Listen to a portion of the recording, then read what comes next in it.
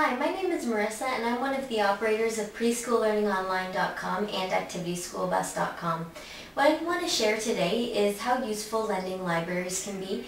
I don't know if you have any educational stores in your area or any resource centers that offer educational items and things to use around the classroom to be signed out for free. Sometimes there is a fee involved, a yearly fee of usually about $25 or $30, but I really like to join resource centers like that. In Ontario here in Canada, we have the Ontario Early Years Centre, and they have a lot of neat things that you can go do. You can go decorate your classroom with different things in there. You can go make stuff, but the main thing is you can, they lend things from their lending library, and you can use them to educate your children in your classroom as well. The first bag that I lent from the lending library is on the 5 senses. So in the entire bag is everything here on the table, and this is well worth a week's worth of things to do for the classroom. So the first thing here that was in the bag is the 5 senses book. So this bag was all on the 5 senses. So what you would do is just look through the book. There's recipes in here that you can make with the children, so that way they can use taste. There's sweet recipes, salty recipes, different things like that. And then there's just a bunch of neat pages that you can photocopy and use in your classroom.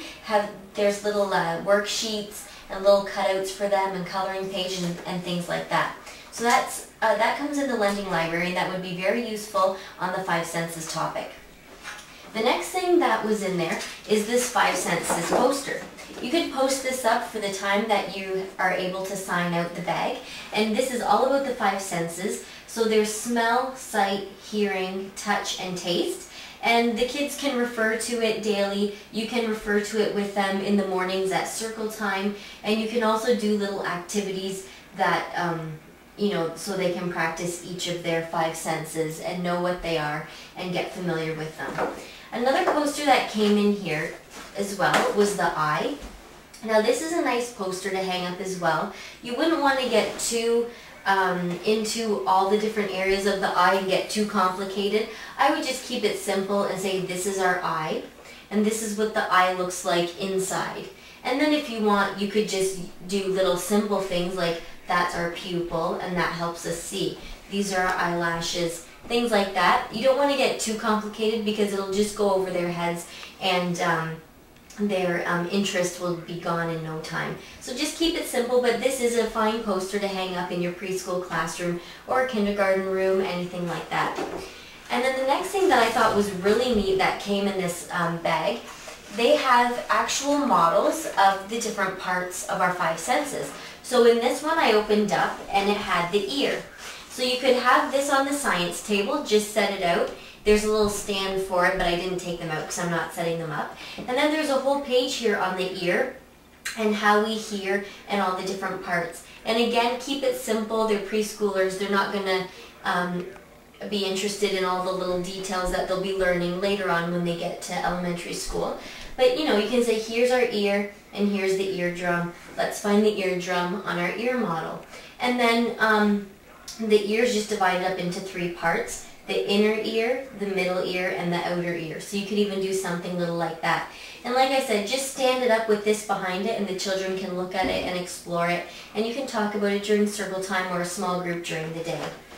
And then the next one that came with it was the eye.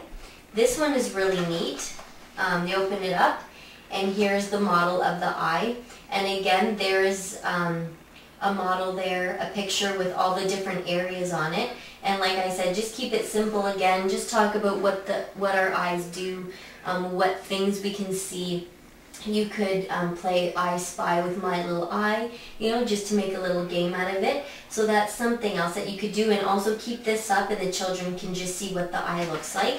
Sometimes they don't even need to know all the different parts. It's just really neat for them to see what things look like. And you'll be amazed at the little conversations that the children will come up with amongst themselves just looking at things like that as well. And now this one we have the tooth. And this is good for taste, for eating. Again, here's a diagram with all the different parts of the tooth. And we don't need to get complicated again, but we can just say this is our tooth. This is what it looks like inside. And here's our gum. And if you wanted to, you could say these are all our little nerves in our teeth. So that's why we can feel our tongue on our teeth, because of all these little nerves inside. So just something simple like that.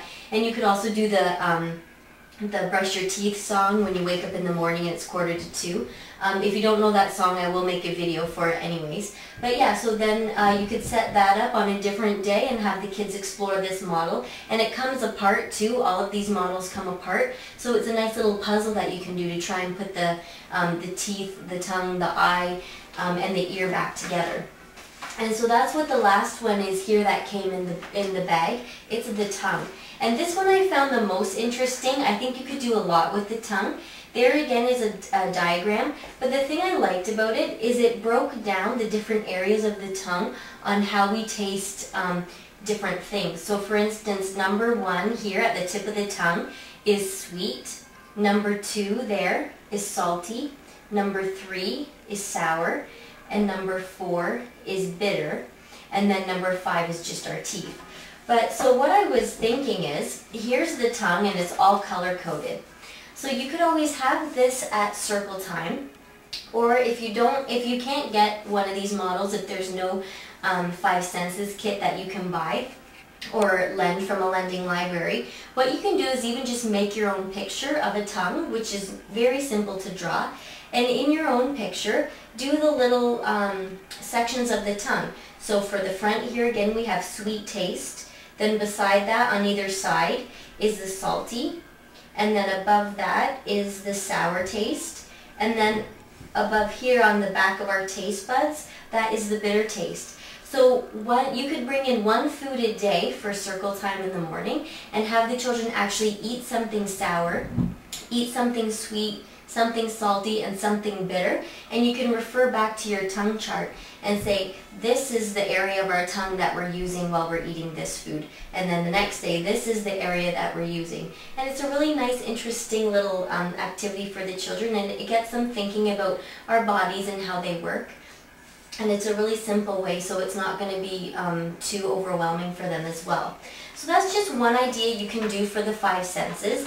If you have any questions on where to find stuff like this, or if you would like pictures drawn like a tongue or an eye or something big on a piece of paper that you can use in the classroom, just email me. But I'm sure now that I've said it, we're going to be getting it up on the website anyways. We'll probably have a tongue with all the different parts sectioned out for you. So I hope that helped you out with some ideas you can use for a 5 senses lesson plan, or for a 5 senses activity that you can do as a subject in your preschool classroom.